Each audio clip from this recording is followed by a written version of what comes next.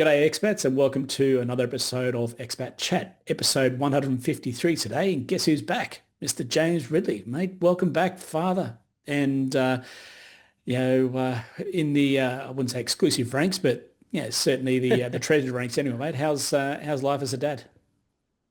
G'day, Brett. It's been really good. We've been finding a bit of a groove just with obviously the sleeping routine, the eating routine, sort of dictated by little Harvey and what he wants to do. But he's a bit of a milk pig and grunts quite a lot, which is very, He's a very unit, cute. isn't he? He's a unit. He's a big boy. He was born 9 pound 5, and I Yeah. think he's already a fair bit above birth weight because usually they lose a bit of weight when they first come out. But he's just feeding like a champ at the moment, so he's a bit like his old dad, his old boy. But outside of that, all going well. Finding that routine. Sleep will come again one day. But my secret weapon is my wife, Camille. So she's been an absolute powerhouse. But no, it's been great, mate. I think. One of those moments you have where you're stuck in the bubble, you're having those morning cuddles and those sort of things. It's been an absolute It's treasure, awesome. and Yeah, it mate. is. It's just something Uh, I've got, two cost centers now, 14 and 17, and I still miss those days, So to get a cuddle out of that's the 17-year-old, I've actually had to lie on top of her, for affection. So make the most of it, mate, because there will come a time where they won't want to borrow of you. that's exactly right. And for those joining us on today's episode, joined by Brett Evans, the managing and founding director for the Atlas Wealth Group, who is over in the Europe and Middle East and Africa's area. How are you, Brett? I haven't actually asked you. How's things? It's been a couple of weeks. Mate, all good here. It was surprisingly busy through summer. It was strange. I don't know. We're having this discussion the That other is day strange. That is strange for that area. Yeah. because normally people just flee in July, and it And wasn't why as wouldn't much. you? Exactly. But I'm not sure whether it was a combination of so many new arrivals. I mean, they keep talking about 1,000 people a day flocking into the country, Wow. or if it's cost of living's gone up, so therefore people's holiday budgets aren't as big as they were before in terms of they can't Yep. go away for as long. They're not disappearing for 2 months. They're only disappearing for 2 weeks. I don't know. It was Hmm. interesting. It's just, the roads weren't dead. They're quiet, 100%. You always know when school's back because like someone set a gun off and roads are jam-packed and my 20-minute drive is Everyone's now racing 40-minute around. drive. Yeah, look, and, there's so, from a development point of view, I think, you guys were here last year. I think you'd be shocked just by how quickly the place has changed again, which leads to more Oh congestion, yeah. more everything else. So, mate, it's the pros and cons of living in a country that is growing so rapidly. Dubai Yep. crossed 4 million people as a population on Monday, I think it was. So Jeez, was it just to last week? buy. So just Dubai. So everyone's heard the call, Habibi, come to Dubai. Now everyone's putting out the call, Habibi, don't come to Dubai. So, but mate, it's interesting. It's fascinating to sort of sit back and just watch this place develop. Well, I suppose the way Dubai is growing at the moment, especially when you look at, I suppose, from a 30,000 foot view, it's growing along the coastline, but they've got so far that they can just keep going back now as well, They further can. into the desert. They And so you can. can just see how that city is just going to keep growing and expanding because they can. They've got so much room there. Yep. And they just say yes to everything. If it makes sense, it's good for the community, it's good for the economy. They don't hesitate. There's a lot less red tape. They've got all the professionals, the architects, the engineers, the wizards to make it happen and the money. So they do it. It's just, Yeah, look, they've just rolled out the new plans for another line of the metro. So the metro in the yep, past was just up and down Shakeside Road. For those who know the city, now it's got yep. tentacles going everywhere. And each time it's a $50 billion spend. Yep, done. Make it happen. And that'll be done in 2 years' time. So they're very pro-growth. They're very conscious of, with the amount of people moving to Dubai, how they need to be careful of how people are getting around from a mobility point of view. Mm, Because up until now, it's been a very car-based city. Like Los Angeles, yeah. everyone drives everywhere. Public transport is Ubers and taxis, not really metros and buses. So yeah, it's going to be interesting to see what happens, over the coming years. Anyway, so see how they solve it because they're just throwing money at it, which is, they're lucky they've got a few quid behind them so they can afford to do that. It sort of reminds me of Sim City, the old game that everyone used to play, building cities. It's a Yeah. real life version of Sim City, watching them develop and how they're going to change the roads and yeah, it's good. It's good. It's good, mate. And I mean, today we've got a pretty important topic, and segueing away from that, I think there's been a lot of this going on around the world, but we've seen it, I guess, predominantly back in Australia right now because it's all in the Australian Financial Review. It's in even the Gold Coast Bulletin. It's in your smaller publications, the Courier Mails as well, the Australian. But I know it's been happening over there as well. It's been happening in the UK. So I thought, why don't we deep dive into it and all the interesting things going on with these massive firms. How expats can avoid scams. I think we'll call this one. And yeah, look, it's, in the UAE, we've got Goblin Capital, 79th Group. In Australia, we've got Shield, First Guardian. Yeah, Yep. we're talking billions of dollars between just those four, multi-billions of dollars, actually 4 or 5 billions of dollars. So to me, let's run through some of the key things that expats need to be aware of because we're constantly getting asked, how do I avoid a Melissa Caddick scenario? How do I avoid a Oh First Guardian or a God. Shield or 79th Group? But Yeah. let's always keep our favourite people, the compliance officers of the world, happy. Let's talk about Hmm. the little disclaimer that all the information we'll share with you good folks today should be treated as educational and informational purposes only. Please do not construe this as personal advice. If you do need to get personal advice, reach out to us. Reach out to a specialist who's licensed like Atlas. Absolutely, mate. And you're right. I mean, back in Australia right now, they're really trying to unpack this First Guardian scenario, which has played out, which everyone unfortunately has been hit with. And I guess it's just concerning. Shield as well, Shield Master Superannuation Fund, sorry. How they're going to get their money back and does it even exist? So how do we inform our listeners to avoid these disasters? So let's talk about the red flags up front and the red flags ongoing. Mm. So the first red flag, the common thing, regardless of jurisdiction, whether it's Shield, First Guardian, whether it is 79th Group, whether it's Goblin Capital, the first thing that's across everything is people were cold called. If someone calls you about changing your super, if someone calls you about a new investment, if someone calls you about that, you are the product. You are the distribution channel for them to sell something. They're not reaching out because they have ESP and know that you need advice. They're Yep. just fortunate that most people do need advice because managing your affairs has become complex, especially as an expat. Yeah. So Hmm. they're playing a numbers game. They're calling 100 people to pitch some piece of crap. And you are just the person who've been thinking about it for the last month, going, I should get advice. And this guy just miraculously calls out of the blue with a very polished Yes. accent and, James, how can I help you? I'm here for you. These people have phenomenal sales training, phenomenal. I've seen their budgets. They spend Yep. a fortune on, they know the trigger points, the touch points. They know how to evoke a reaction out of you that will That's right. help them sell a product. Absolutely. And you're right. The amount of training that goes into these, even the pressure tactics as well.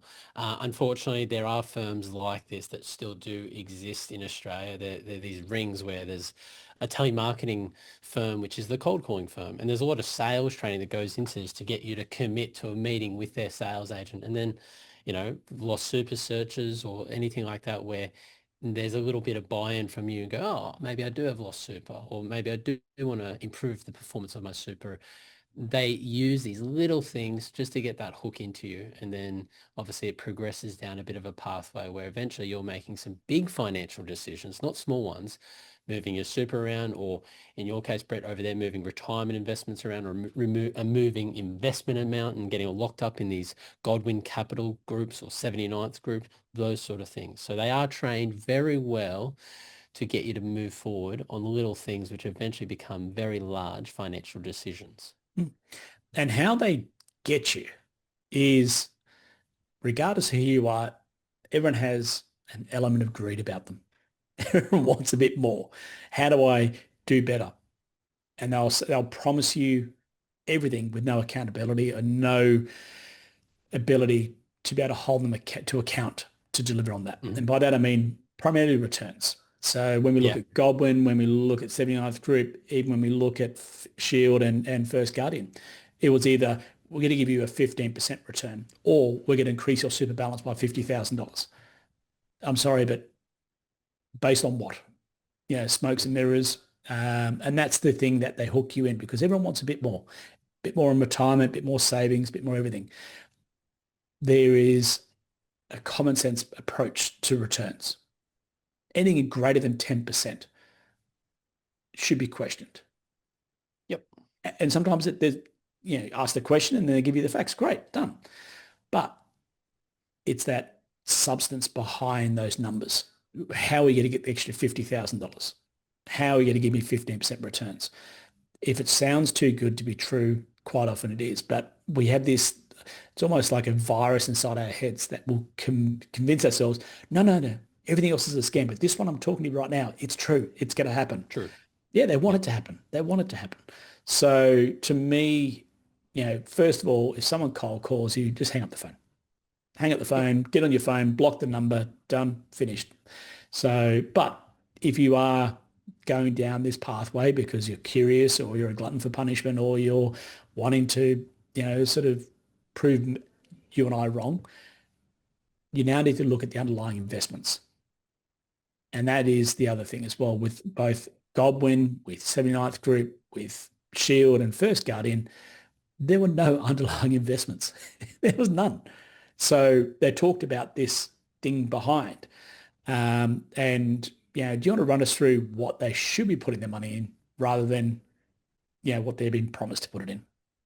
Yeah, absolutely. So, I mean, there was no investments behind these managed funds or managed investment schemes, which I guess the members, the victims were putting their money in. The money was just being transferred around behind these managed investment schemes into bank accounts and other things. Use of personal expenses, even property developments, which the directors were all part of and benefiting from personally. Ridiculous, absolutely ridiculous. God, the issue is systemic. It's fucking ridiculous.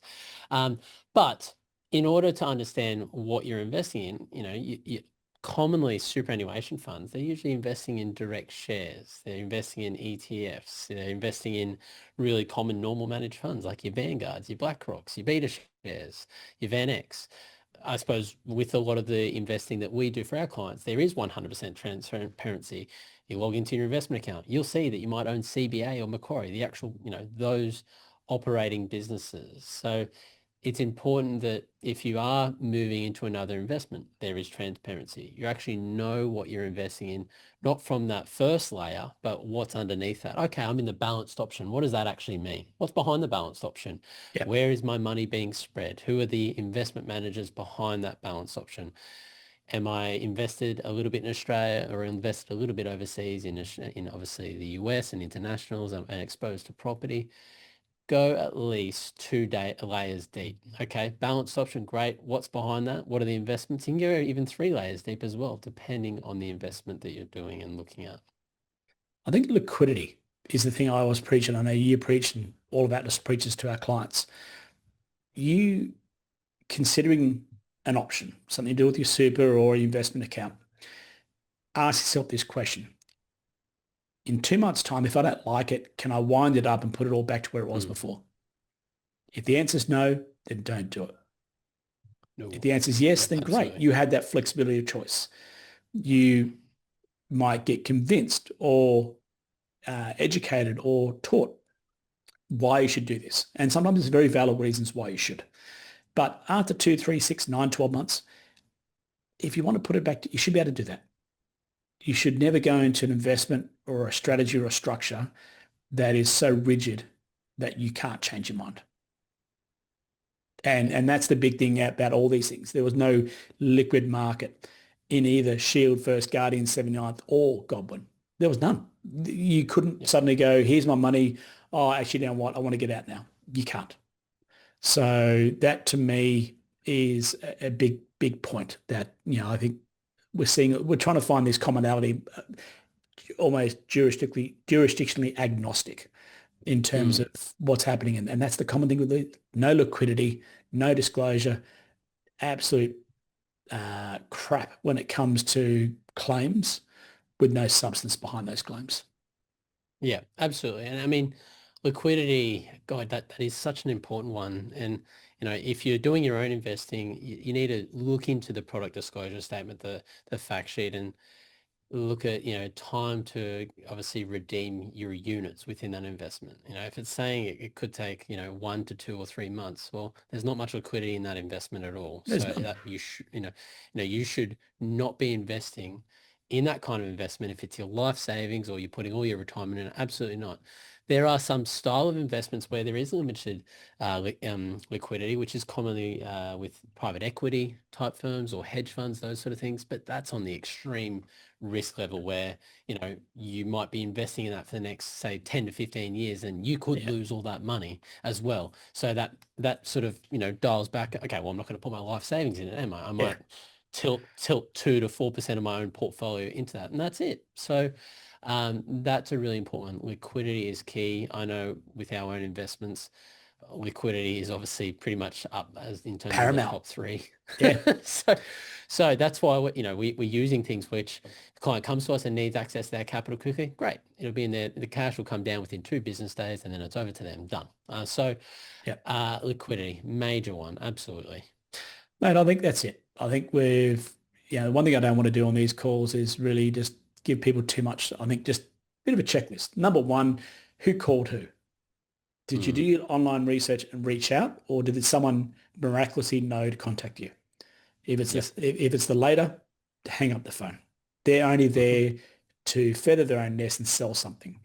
If you've done Yep. your research online, looked at reviews, asked around, and you've approached that firm, different story. Now suddenly you're the client as opposed to you're the product.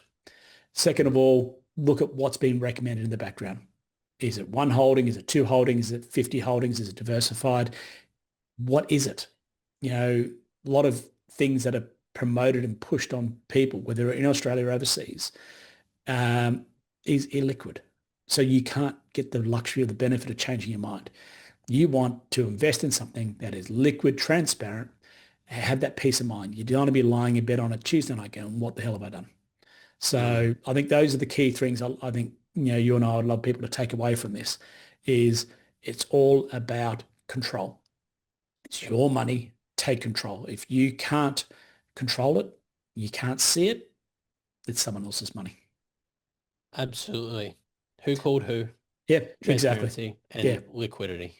Yep, spot on, mate. So let's leave the good folks there for the day. Hopefully you finish your gym workout, walk for the dog, drive to work. So, and we'll catch everyone on episode 154 next week. Sounds good, mate. Thanks for having me back on, and thanks for listening, guys. Yeah, congratulations once again, mate. Stoked to have you back. Thanks.